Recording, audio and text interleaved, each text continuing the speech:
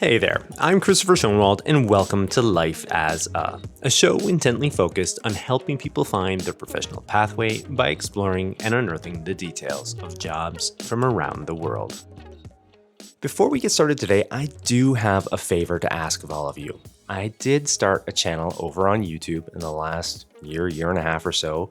And yeah, I'm really trying to promote that. And the reason being is I think the content that I'm putting out here, we're doing all right with some of these guests that are coming on. And I think it deserves to be put in front of more people. And one of the best ways, of course, of doing that is through a platform like YouTube. Now, if you do interact with these videos on YouTube, that algorithm loves it. And that's the only way that it knows to continually share that content, put it in front of more people. So yeah, I could be a little bit biased here, but I think, finding out about some of these careers is great for young people. It's great for mid-career professionals. If you have a second, head on over to YouTube, life as a ... That's where you can find it. And yeah, like or subscribe. It would help a ton. All right, well, on to the show. How many of you are sports fans? I don't know about you, but growing up, I was all over it. Not only the games themselves, but I loved all the commentary, analysis, and everything associated with NFL football. That was my jam. I loved a lot of sports, but that was my thing. And yeah, somewhere along the line, though, I, got thinking it might be an interesting sort of profession to get into.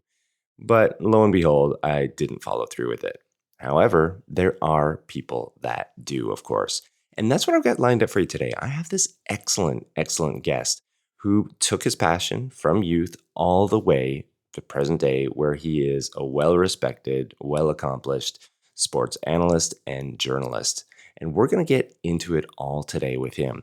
And our conversation, it meanders all over the place into some really interesting topics. We speak about the hyper specialization of sports reporting and just how different it is now compared to what it would have been, 20, 30, 40 years ago, heck, even 5 years ago.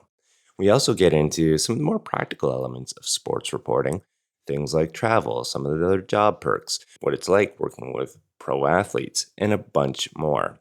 So for those who are interested in sport, I think you're really going to love this conversation. And even for those who aren't really into it, I think it's still a fascinating look into just a different way of life. And of course, you're going to pick up on it. There's a passion running through this entire conversation. So yeah, I encourage everybody to stick around and listen in.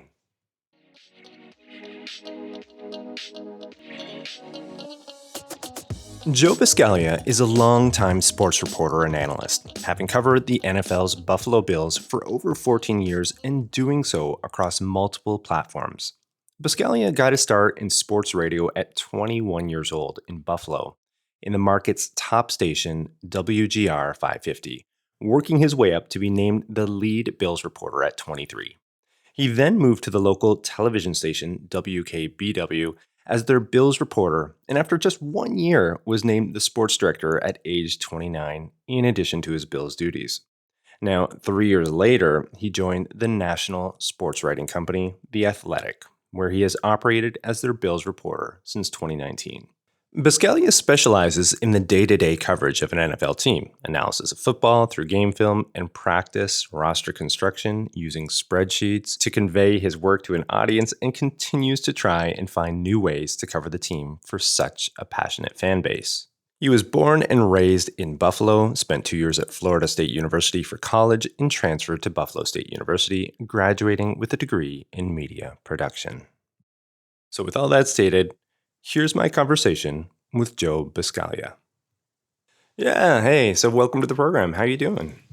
I'm doing great. Thanks so much for having me. Yeah, really excited for this. Really excited for this. To be honest, I've been kind of working my way through the Buffalo media. I've had a few of your colleagues perhaps on as well. So yeah, I'm a big fan of the franchise that you cover, and it's one of the perks, I suppose, of having a podcast like this. So really excited about the conversation.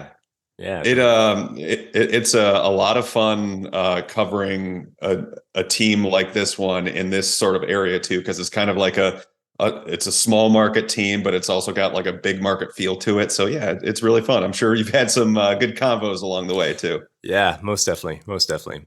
Well, why don't we get started here, Joe? I do have the first segment lined up. It's something called Coloring Wikipedia. And as my listeners know, it's basically a segment where I just read off a definition of what the guest does, sometimes their industry. And I do it for a couple of reasons. One, think it brings everybody up to speed on the parameters, the details of what the person does. But then also too, I mean, sometimes these definitions are just a little bit off. So I think it offers, kind of a nice jumping off point into the discussion. So I do have you down here for sports reporter. Unfortunately, I do have a bit of bad news though. Wikipedia is letting us down. They didn't have an entry for sports reporter or analyst. That's wild. Yeah, right. Exactly. I was a bit shocked by that too. But I did. I do have ZipRecruiter, the career site, filling in for us today. So let me just read that off, and then afterwards, maybe you can comment. Does it sound all right? Sure. All right. Yeah, absolutely. All right. Here we go. Sports reporter.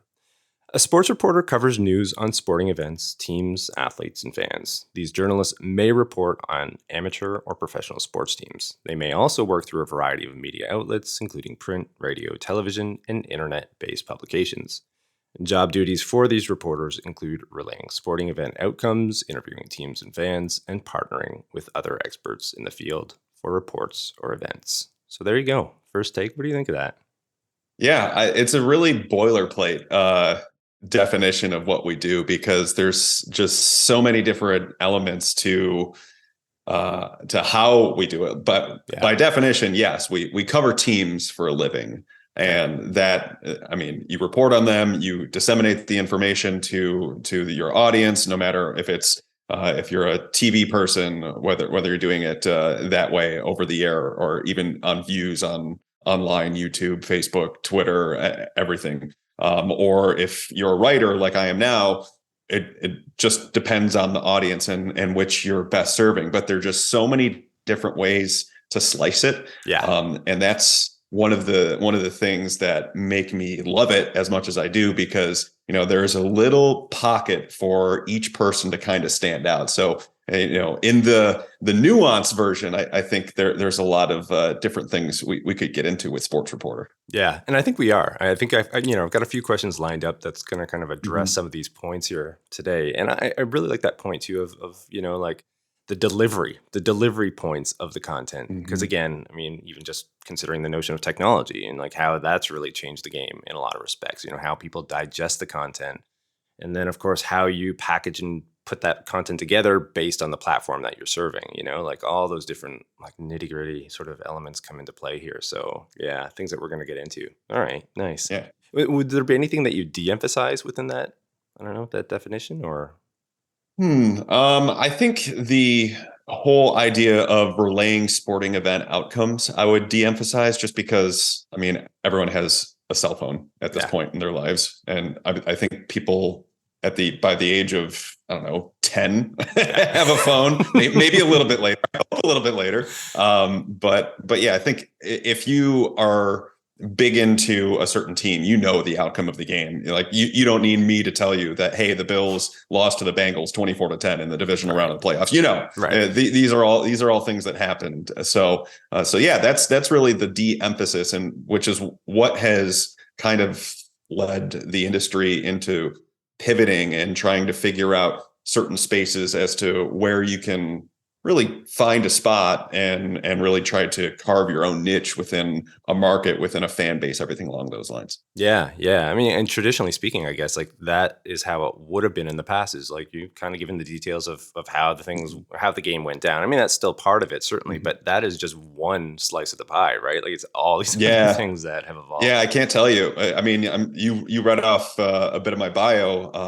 When I used to work in television, there was this kind of like this old versus new dichotomy where the way that sportscasts had always been done before then was like, okay, you show some highlights, you read the scores, you read like the pertinent information, but everyone knows all that stuff already. So I always found it more interesting to kind of like provide context and get into maybe just ways to look at the team, as opposed to just showing you the same 3 highlights you just watched on your phone, like, I don't know, 3 hours ago. So that's why this whole old versus new school media is so very interesting. Yeah. No, that's great. That's great, man. I love that. I mean, right out of the gate here, giving some gems up here. That's the spirit of this segment, really, to be honest, is that, right? We have this definition that's sitting there, but then once you actually speak about it and you learn a little bit more of like how things are evolving, I think that's the information that's valuable, especially for people that are looking to maybe get into the profession itself. So I know you do Yeah, have absolutely. the other role of an analyst as well as your Mhm. professional title. Maybe you could speak to that point really quickly too. Yeah, it's all kind of baked into the same thing, and it kind of goes to, what I mentioned, kind of like finding your space Yeah. within a market, within a fan base, and trying them knowing what they can go to you with. And so being an analyst of football is so incredibly complicated yet so incredibly simple all at once because it's a Yeah. game, and I fully am under the understanding that I cover a game for a living and I watch way too much of this game in my day-to-day life. But all that said, there are certain ways to kind of like dice it up, and one of the ways that I do it, among all other things, is I watch film, which is not normally what you see on television copy. You can purchase it if you want to, if you're a real hardcore fan. But that's why I'm here, because I kind of Yeah. do all that for people. And you see so much more within the game.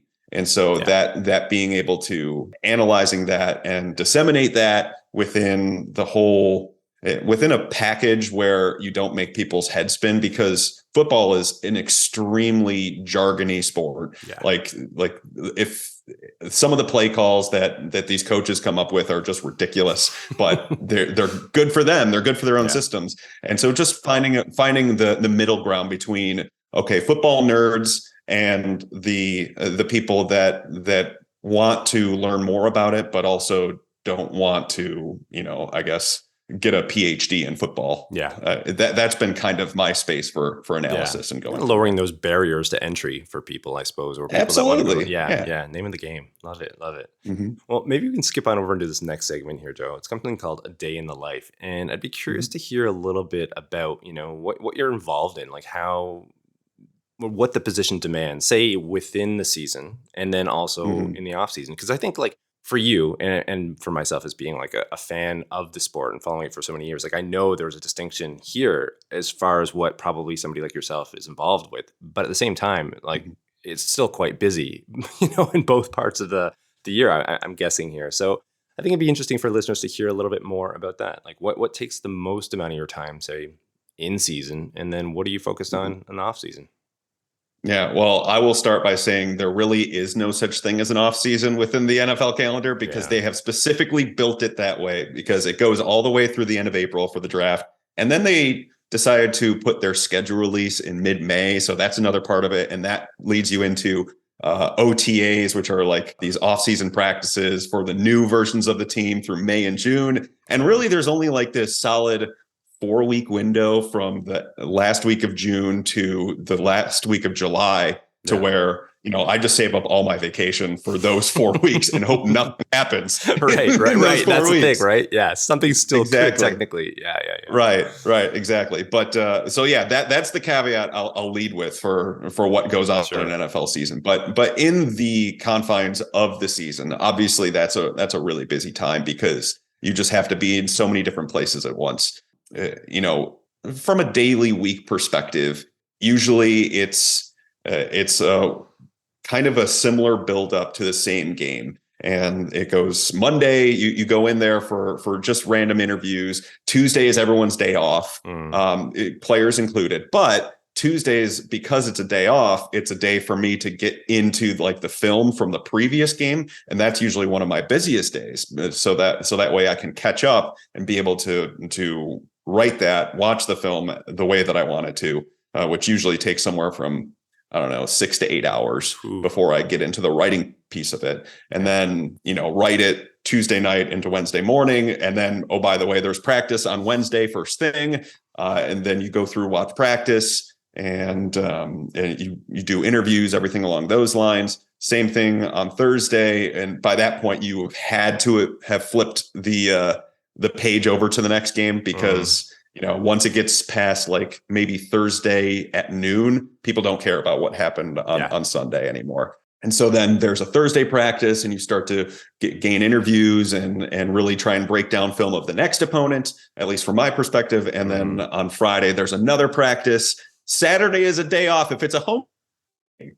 But if it's not, you travel to the destination to where the team is playing. And then Sunday is obviously the game and everyone knows what happens that. But those are on like normal weeks because, if the team is good, they'll throw in random Thursday night games, Monday night games, Sunday night games.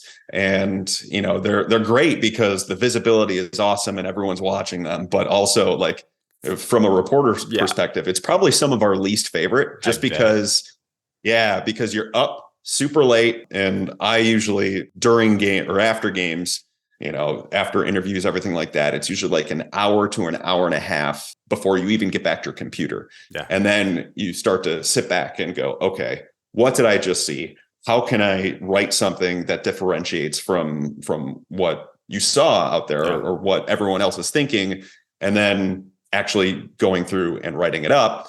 And then after that, podcasting for an hour to hour, 15 minutes. So those night games at 3 a.m. Exactly. Exactly. You get my point. Usually in my hotel room, I usually hope that there's no one in the room next to me. So that way I'm not like just barking about some random defensive tackle over a 40-minute span. Yes, exactly. So by that point, usually for those night games, if they're on the road, I just won't even sleep. And I set my flights home because you have to be back early for the next day. And so I just don't even sleep. I go straight to the airport after I hit the stop button and then go for it. Wow. So that's it's intense. In season for like, there's a lot going on. Yeah. It's passion driven. It's gotta be, right? I mean, like, cause like in terms of days off in there, I didn't really catch too many of those within that schedule there. No. The Saturday, like I said, Saturdays when they're home games, those are nice. Yeah. Because it's the one day you kind of just log off a little bit and again, hope that nothing happens. Like, for instance, I really love watching football, but because Saturday is my off day, I will not touch college football during the season. Yeah. Because, how can you? Okay. How can you? It's work. It's work at that point. But yeah, it's a total passion project. And it's been that way since the start of my career. I mean, I started off making very little money working at a radio station to do it and just trying to work myself up. And I wouldn't trade it for anything because it's got me to like a pretty cool career that I can be proud of. But it's 100% a passion project. Yeah. Really quickly too. I mean, in the off season, things are busy, as you already alluded to. But I'm guessing you might have a little bit more opportunity for, I don't know, time to yourself, perhaps. Absolutely, weekends are back at that point for the most part, and it's usually a way like because in the media realm, Saturdays and Sundays aren't usually great like viewing days for people because people are off doing their own lives and things like that. Like sometimes you're sitting on the couch, you're just scrolling through your phone. You're like, okay, what can I read about with the Bills today? But for the most part, the traffic comes during the week.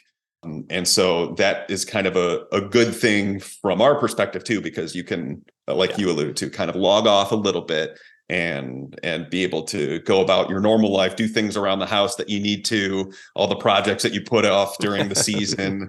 And if you get a snowstorm here in Buffalo, you can use that time to shovel without complication in the back of your brain. But but the off season does afford you that, but it's still busy because there's so many different things going on, whether it's, reviewing what just happened in the season, trying to diagnose where it all went wrong. And then free agency becomes a huge thing basically immediately. And the kind of the turning of the page where it goes from the one season to the next is the NFL Combine, which is right at the end of February. It's in Indianapolis every single year. Might be changing soon, who knows, but that's the spot where teams really get in off-season mode. And so from there, you can project who's going to be back that are free agents, who won't be back. And that's the first piece. And then from there, it's a month and a half build up to the NFL draft, which everyone gets excited about in terms of fans.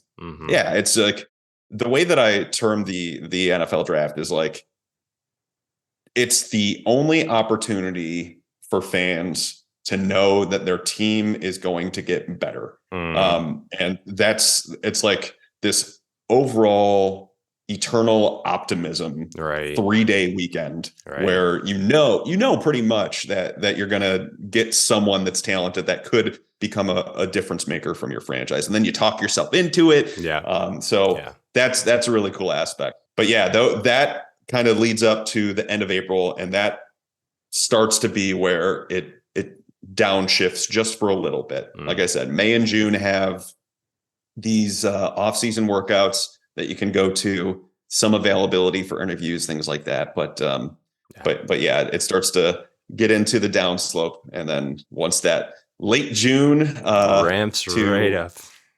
to the first 3 weeks of July, that's a good time. And my wife is a teacher too, and it kind of syncs up with her time off too. So yeah, it works out that way. Nice. Yeah. Well, thanks for that explanation. I mean, I think it paints a sure. really clear picture, I think, for people. Like, one, in terms of like the actual duties, responsibilities, and schedule and rhythms and all that stuff. But then too, like, again, that point of like, it has to be a passion driven enterprise for yourself to really like do that type of work. I mean, it is that intense. So yeah, no, I think that, like I said, paints a nice picture for people. But maybe we could slide into this next segment here, Joe. It's something called Pathways. And basically it's a segment to kind of illustrate this path of how people end up in their present day profession. And oftentimes, at least from my experience of having guests on this program, very rarely is it linear and straight. There's a lot of zigging and zagging, left-hand turns, right-hand turns, you name it. And off the top, I did sort of, introduce your pathway to a certain extent. But, I think it'd still be interesting to hear it from you, how you made your way to where you're at now. It was not a normal way by any means. I guess the overall way people think about it is, okay, you major in journalism in college, and then you get a job at like a small paper and you work your way up or something like that. That was not me. Yeah. I am the opposite of that. I graduated from a local college here with a degree in media production. Yeah. I knew I wanted to get in. I hoped to get into sports radio because I had an internship with this one station in my final semester as a senior at Buffalo State. And that was, I just tried to put everything I had into that one little internship. Didn't get paid a dime. I was there 3 mornings a week with the morning show, working from 5 a.m. until 1 or 2 p.m., just trying to, carve my way with the boss there, and, speak up when I could, but mostly just do all the stuff that no one else wanted to do, like cutting audio and, cutting sound bites and making these little soundbite sheets for everybody. And at that point, was your dream sort of to end up on radio? Like that was the goal. Yeah. That was the dream at that point. Okay. Yeah. Right. Sorry. Yeah. It was that. And then like I had always written growing up, but I never thought about it as like my ending spot or where I could get to. So yeah, sports radio was like a passion. Luckily, my program director at that point just absolutely loved me for some reason. I don't know why, but at the end of my internship, he basically said, we don't want to lose you. So I can set you up with a part-time job making a fresh $7.15 an hour. Yeah, that's called the PB&J and ramen diet. Yeah. But it was worth it because I was able to kind of kick into gear that way, getting somewhere between 15 to 20 hours a week, something like that. And to, allow myself to live, I worked at a bank as a teller for a good year, maybe 2 years to kind of do that. And eventually a full-time spot opened up. They initially had me as a morning show producer. So that has nothing to do with covering football, right? So I was basically just pushing the buttons for commercials every morning and being able to make sure they get out for breaks on time. Yeah. They had me in that role for 2 months. And then our reporter at the time, who was covering both the Bills and Sabres, he went to my boss and said, look, Joe knows football. He knows exactly what he's talking about. And he effectively stepped aside. So that way that I could cover the Bills and he could cover the Sabres because he's more of a hockey guy. He played hockey in college, everything like that. And he just felt spread too thin. So he's like, no, Joe knows what he's talking about. Let's get him on there. So that's how it all kind of started. My first full season was for covering the Bills was in 2010. And at that point I had cut my teeth with the NFL draft and kind of gained a little bit of rep within the market that way. Right. So people kind of knew that I had like a football background. And so, yeah, I started covering for them, in the teeth of the Bills being really terrible for a long time. I recall that So period. Yes. Yeah. Yes. As But a it fan. was a fun time too, because they also had Ryan Fitzpatrick. Yeah. And Yeah. He's a he fun was guy. like this larger, yeah, very much so, larger than life person. But yes, that's how I got started into it, from a very weird way to do it. Yeah. And then I did it for 5 years. I eventually got a call from Channel 7 here in Buffalo, which is a television station. And my preconceived notions of being a sports TV guy was, just go on for 3 minutes a day and then kind of call it. But what I had done at the radio station, and what has kind of led me to where I am today, is I really got in the weeds of writing. I was writing constantly. Okay. I was writing columns. I was writing analysis. I was writing newsers. I was, breaking stories, things like that. And I didn't want to lose that by going to TV, but also TV pays considerably more than radio. So it was like this give and take. So I met with the people at the TV station, and they were like, look, we don't want to change you. We don't want you to do anything differently. We just want to teach you TV. Yeah. I'm like, that sounds good. And I can get off the peanut butter and jelly and ramen as well to boot. Bingo. Yeah. I got into a takeout a few nights a week, maybe. So yeah, so I took the job there. They wound up really liking me there. And I kept doing the same thing. I learned TV. I learned how to use a camera. I learned how to pair video and audio and tell stories that way. Mm-hmm. But I also kept what was important to me, which was the analysis, the writing, and I kept that going. And I started my now podcast back then, which is now called The Buffalo Beat. And that kind of started. So from there, I was there for a year, and they offered me the job of being their sports director, which was really humbling. And I think I was 29 years old at the time. Wow. I was in TV for 1 year, and I'm like, "Are you sure? Yeah." I'm like, "Are you sure you want to do this?" And they're like, "Yeah, we really like what you do. We want to see, we want to see what you can do with it." I'm like, "Okay, that'd be great." So I did that for the next 3 years, and I thought I was going to be there for a long time. And then The Athletic called me, which, my dream was always to work for like a national publication, but like I am a pretty grounded person to where I'm like, okay, it takes like a lot to have something like that happen. Mm-hmm. So I'm just gonna put my nose down and keep just working and see what it goes. But like the former editor-in-chief of Sports Illustrated is the chief content officer at The Athletic, and he's the one that called me to try No way. Yeah, it was definitely a wild moment. My wife took video of me right after nice. right after I got off the phone and like beaming ear to ear. It was just like, at that point, it was a no-brainer. I'm like, you're sure you want to bring a radio/TV person to come write for a living, right? And they're like, yeah, absolutely. So I jumped at the chance, and knowing that I really loved working at the two places I was at before, but it's just something I couldn't ignore. So that's how I got into writing, and now I've been writing full time there since July of 2019, and still going strong and still breaking down film like nobody's business. Nice. Yeah, I love it. I mean, it perfectly represents the spirit of that segment, really. I mean, like a couple of things that stand out as I was listening there is like, one, again, returning to this notion of passion for sure. I mean, that had to have been there and driving you forward, as far as, just working hard at it and sinking yourself into honing your craft within those different media formats, right? Whether it was on radio, whether it was on television. And then all the while, just kind of keeping your mind open to different opportunities. And through this, it seems like that just that hard work, the recognition comes, and then a bit of serendipity, a bit of, luck, a kind gesture from a colleague. All these things sort of amount to then that next step, right? And that's how it goes, right? Oftentimes for people, the ones that are successful at least, So I think it's a really valuable sort of look at how somebody can sort of like track their way through or advance themselves within their careers. It's never like the straight line, like, oh yes, this is where I want to end up, and they just beeline right towards it. Like it's a lot of these other little, elements that are part of that. It doesn't work that way. No, it doesn't. So yeah, I really appreciate that story. Love hearing that.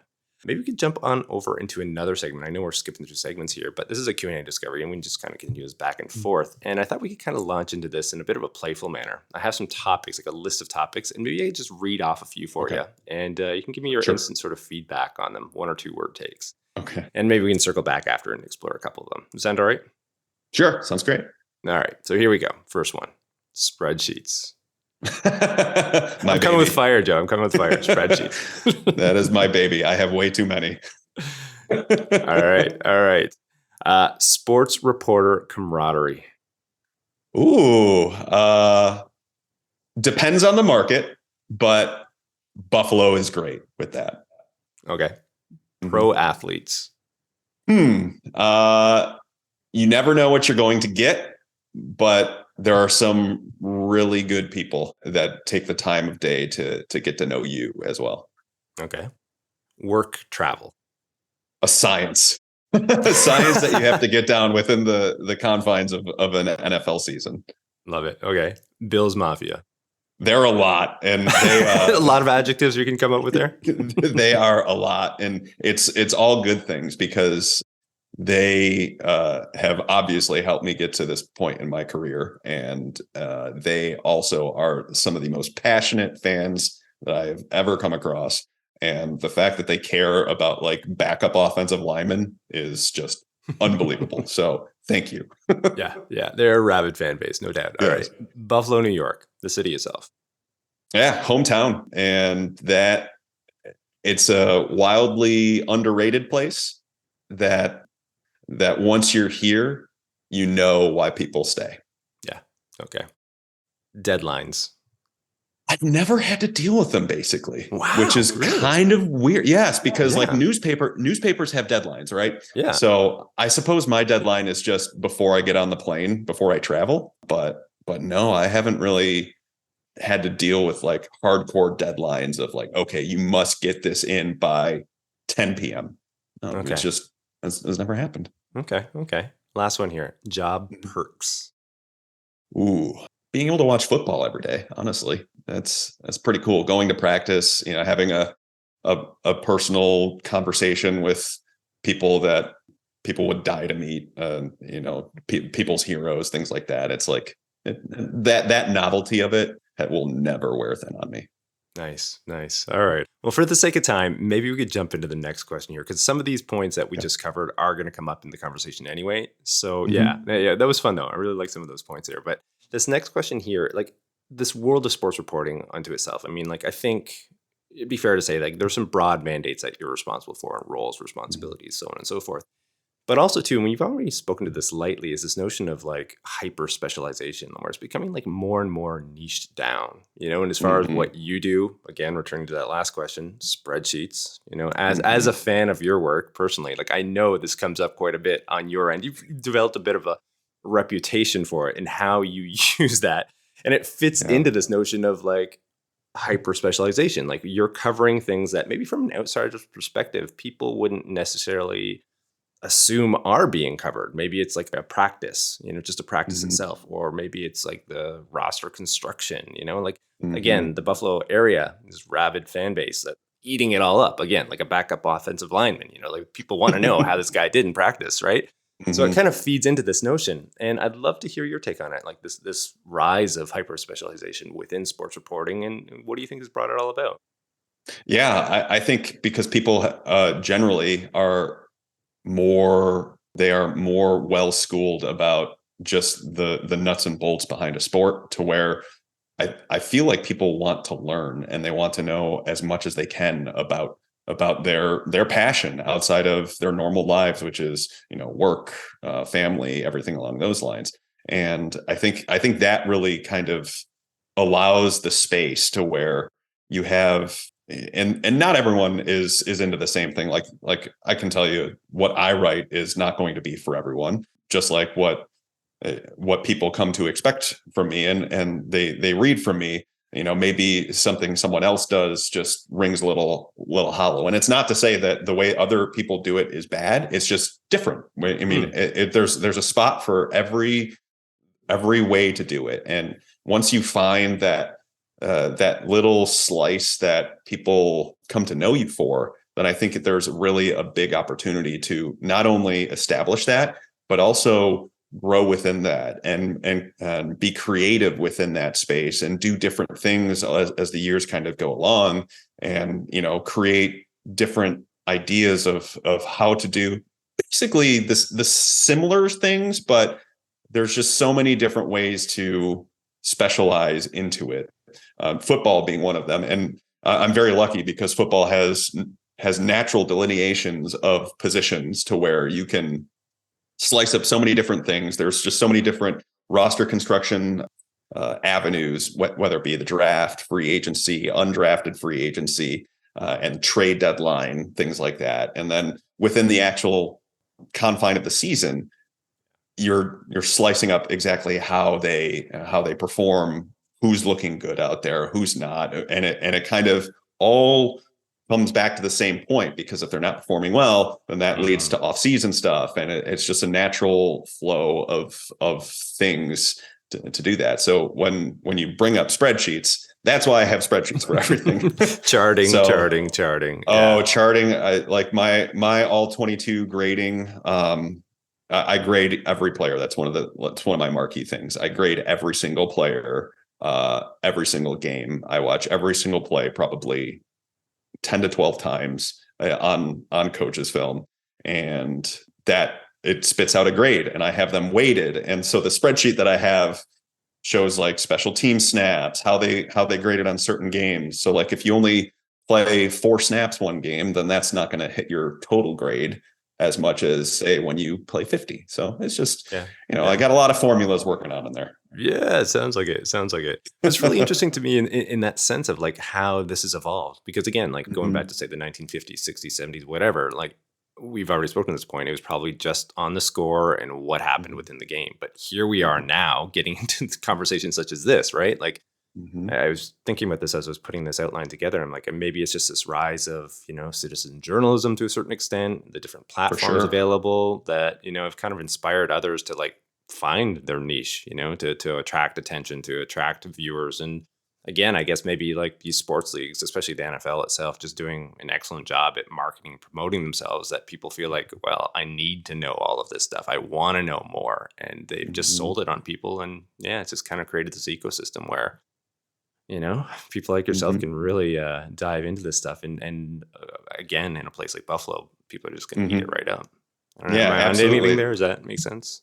Yeah, no, you are onto it. And like, I was just going to add, gamers, which is what people in my industry call the the end of game report that you put out immediately that tells you a score, who, what were the big plays. Like those, I mean, people click on them just to go down to the comments and react at this point. Right. It's not really what you mostly go and try and find on your team. And if you notice, the one thing that I didn't bring up is like quotes. That's one thing that I don't do as much of. I don't use as much of. Sometimes I'll use them to support some of the off-season roster construction stuff, but I'm a little different in that sense, to where I'm not using as many quotes. I'm not like writing as many feature stories, because that's just, I do it throughout the year occasionally, but not as much as most other sports writers. So yeah, it's that's why, like I said, there's so many different ways to slice it. And not to say using quotes is a bad thing, because they're like Tyler Dunn, who you had on. He is an amazing writer. And the way that he gets athletes to open up and interview them, that's a skill in itself. And so yeah, there's so many different ways to do it, is basically the point. Yeah, definitely. People begin to identify your work with that, that specialization, essentially, right? I mean, that's, we're getting into the weeds as far as what this job is, but that's the beauty of it. Like, I love this, because I think, again, returning to that definition we open things up with, you just read that off and you think, oh, well, okay, general sense, it's all the same. But really, in this day and age, not even close, right? Like, not even close. No. Can't be summed up in a little paragraph. That's for sure. No, not at all. Well, I mean, I've got this other question here, the last one in the segment, and I think it's it's easy to dismiss this notion of sports fandom, as silly at times. I mean, and it is. I mean, it can be, of course, but I think it is a little bit dismissive, what it can represent to some people. And with that in mind, I'm going to go a bit big picture on you. as far as what your work means to you on a deeper, more philosophical level, you could share that with listeners.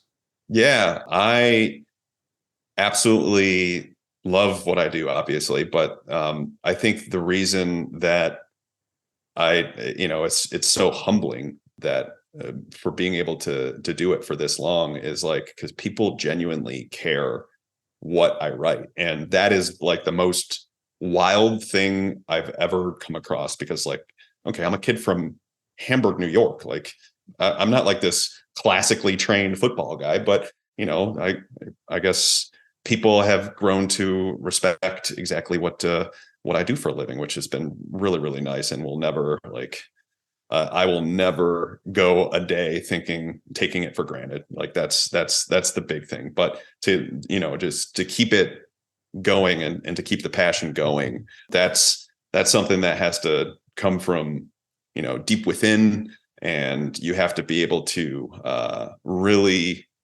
just know that even on the days when you don't want to do stuff and you're like falling asleep watching the film, like, because I've been there, Yeah. you have to push through, because that people have come to expect it from you. And also just the way that the fan base has, like, Buffalo is so awesome because people in this area, like my wife always says, like, that those people are looking at you, and I'm like, what? Why? That's so silly. Like, that's I'm just a dude who writes about football for a living. So that's been a really cool thing, and people will love to come up and just chat about their favorite team with you, and just the passion that gets relayed back to you for all the work that you put into it. Like, it's just an awesome experience altogether. Yeah, no doubt, no doubt. I mean, researching for this talk, and again, like I'd said off the top here, I mean, I've been a fan of this team for ages and listened to your content and highly respect all that you do. And the last I checked, I mean, I think on Twitter you're up to like what 119, 120,000 followers. I mean, for one, Yeah. So that kind of speaks to this point of people really getting behind you and your work. That's one. And here's a funny one. I'm sure you're aware of this, but I was just kind of scrolling through, just kind of get an idea, and going through. I'm like, oh, John Cena, the wrestler, actor. I don't know what is he now. I'm not really sure, but all the same, I mean, you're not only like you're getting people from the area, you're getting people outside the area, and then even a few public figures in there as well. So yeah. There's this one. Well, it used to be well-known actor that's from Buffalo. His name is Chad Michael Murray. He was on One Tree Hill, teen drama on the CW way back when, and huge Bills fan. He follows all his reporters. But yeah, that you brought up luck before, the whole notion of Twitter. I was extremely lucky for Twitter to come along when it did. Otherwise, I don't think I have the career I have now. Yeah, well, that's a statement. I don't know. I might beg to differ on that one, Joe. Your content's not good, man. I think it speaks to it's the content. I appreciate that. Certainly, maybe some timing there might have helped. Yeah, maybe you wouldn't be sitting at 120. Maybe it's 110. Like that's as low as I'm going to go. I think. Like, I think the quality of your work speaks for itself. But anyhow, thank you. Yeah. All right. Well, maybe we can jump into this middle segment here, a water cooler story segment. And here I just asked guests to indulge listeners with a story related to your work, and I'm really excited to hear what you have for us today. Okay. I will go with this one time in training camp. So at that point, I think it was like, I don't know, 2013 maybe.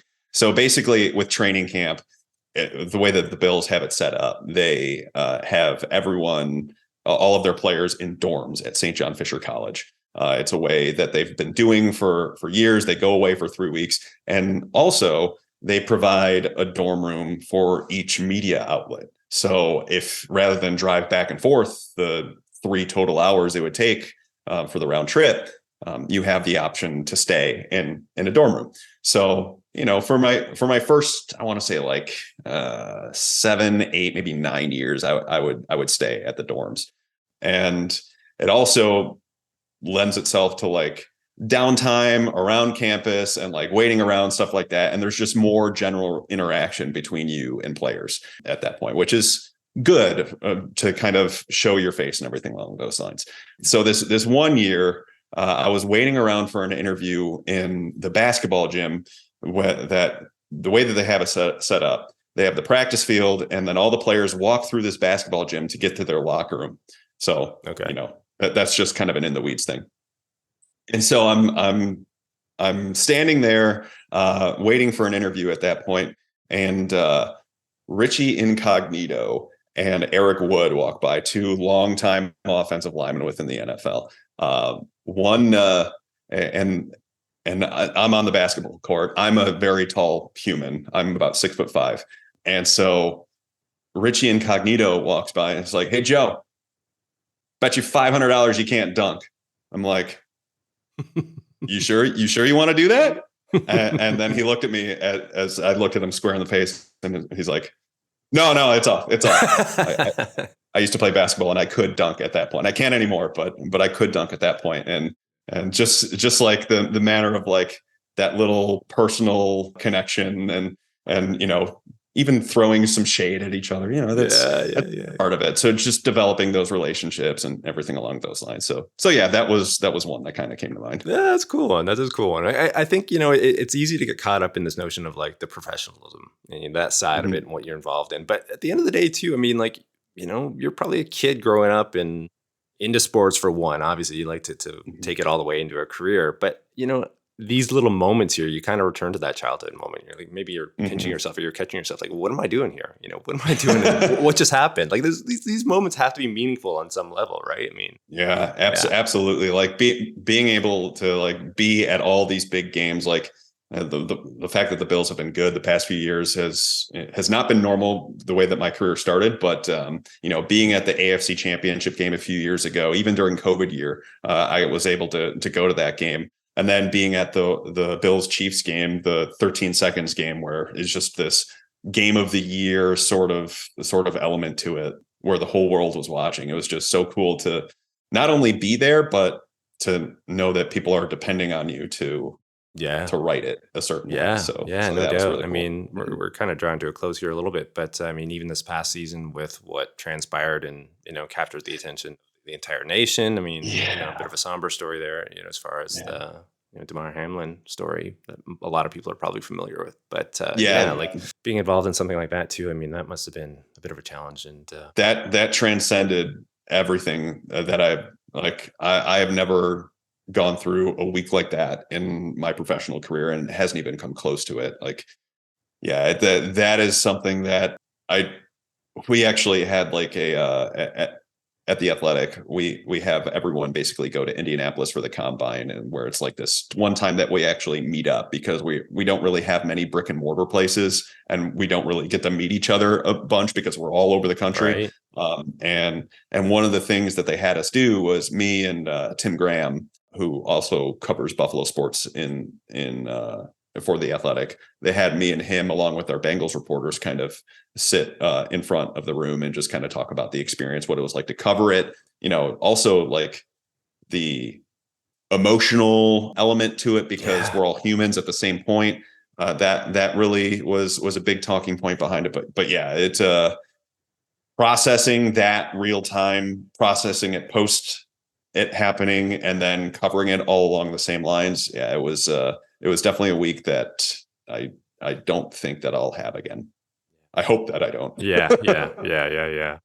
All righty. Well, let's slide into this very last segment here, Joe, a crystal ball segment. As the name implies, we're usually looking forward to the future trends, predictions, so on and so forth. And in here, I mean, I'm going to throw on my Captain Obvious hat. I mean, it's clear to see that technology itself has altered, so many different industries, and your industry is no different when it comes to this. I'm thinking like for you guys, in sports, journalism, content accessibility, quality, distribution capabilities, and probably several other things here. But for you, in terms of your time within the profession, what has been the game changer as far as it relates to technology and how you do your work? It was cell phones becoming as prevalent as they are, and everyone having access at their fingertips. That was the big change. And I was very fortunate that my first boss, way back at the sports radio station, I remember it as clear as day. I was interning there, and I might have had a flip phone still at that point, or not like maybe a fancier one, like maybe an Envy or something like that. But at that point, he's just like, these right here. He was holding up his phone. He's like, these are the future. And we are going to be able to do everything through this. And this is the way that we have to put our business through. So that way we are accessible and people can read, people can listen, and people can watch things. And right from there, that was kind of instilled in my brain. And I also saw, because of the cell phone, all of the different media outlets, there was this overwhelming convergence of how they operated, because at that point we were a radio station only, but I was doing more writing, I was doing video stuff on Twitter. And at that point it's like, okay, well, how is this different than what TV stations, well, of course there's differences, but how is this different than what TV stations and newspapers do? And then eventually newspapers started to do more podcasting. They started to do more videos on their websites. TV stations started to write more. They started to develop their own podcast. So at this point, it's like, okay, you have this, I guess, this host of what your media company used to do, but now everyone is kind of doing the same things. So that has been somewhat of a challenge to try and navigate and really be able to stand out from the crowd if everyone's kind of doing the same things. But still, Buffalo is a little bit of an older market, to where the traditional media, there's still a space because there's a lot of people that want to consume news the way that they always used to. But that has been definitely shifting over the last 5-10 years. Yeah. Well, I suppose it returns again to that notion of hyper specialization, right? Like you're on this platform, for example, but the way you're covering the content might be a little bit different than somebody like a colleague or somebody else within that space, the media space. So, I mean, it could be there. Really quickly too, as far as chatter of what's coming next, any, within your industry, what are you looking at? Well, I think the people slowly getting more acclimated with subscription-based models. I think that for journalism to, well, not for all journalism to survive, but the ad revenue is just really taken a downturn from what it used to be, to where, I know you go on Twitter, or at least I go on Twitter and I post a link, and it's becoming less of a popular reply, but it's like, oh, paywall, I'm not gonna pay to click on this. But at the same time, like, there has to be this balancing act of people specializing to do all these things that you want to read about, and they also have to make money too. So it's like this interesting give and take between how it used to be and the way it's charging towards. But I have been really amazed by the overwhelming response to how people have kind of changed the way they looked at subscription-based models, and because people are more willing to pay for things nowadays if it makes them happy or if it brings them joy or whatever Marie Kondo said. Yeah. And I'd imagine too, maybe, like with social media being as personal as it is at times, right? Like there's a certain degree of intimacy to it. You know what I mean? Like, oh, for sure. You're getting content delivered to you in a different format, and, it can feel special maybe to that person who's consuming it. And over time, if you have your favorite sort of outlets for this that are covering it, then it kind of warms you up to the idea. Like, well, if I do want all this content, I want to continue consuming it from this person. Well, maybe it is going to be a couple bucks a month that I'm going to have to pay. And yeah, I guess I can stomach that if I really enjoy, what's coming back my way so it could be just absolutely a byproduct of all these things kind of playing in together, the day and age we're at. All right. Well, here's this last question, Joe. I'm going to slide it in here. Bills in the Super Bowl, 0 to 10. 10 means lock it in, 0, no chance. What are you saying? Upcoming season. This year, I will. If you asked me this last year, I would have said it 8. This year, I will go with a 6.2. Ooh, the decimal points getting thrown in there. Well, spreadsheet guy. I think they have some questions that they need to answer right at the beginning of the season. They're not to get too deep into it, but like their offensive coordinator has to be able to show that he's a bit better than he was last year. One of their stars is coming off a serious knee injury, Von Miller, and so we don't know how he's going to be when they get back. And then they also lost a couple of key pieces through free agency. So I will say that it's probably, if we're looking at this in terms of like a story arc, it's probably at the falling action point of their build. but there's still potential for them to kick back in for rising action to get to their summit. Yeah. So much goes into it. No doubt. All right, Joe. I mean, it's been such an engaging talk, and I really enjoyed it start to finish. I can't believe we've blown right through it. We're nearly going at an hour here. So maybe, we can draw things to a close. I am conscious of your time. But again, really appreciate you taking some time and joining the program. Yeah, thanks so much for having me. I really enjoyed it. Thank you so much. Well, for those interested in learning more about Joe and his work, you can do so via The Athletic and also on Twitter. And for reference, I will have all the links within the show notes here. And of course, too, I mean, if you like today's show, please share, tell a friend, to show further support. You can rate, review, and subscribe wherever you access your podcasts. And then here's the big ask. I mean, in the last year, I did start a YouTube channel covering, the guests in the program and these episodes. So if you head on over there and you like what you see, please hit the subscribe button. It would help way more than you could ever know. And then finally, don't forget to join us on the next episode of Life as A, where we'll continue to explore and unearth the details of professions and the people behind them. I'm your host, Christopher Schoenwald. Until next time, stay curious about life and living.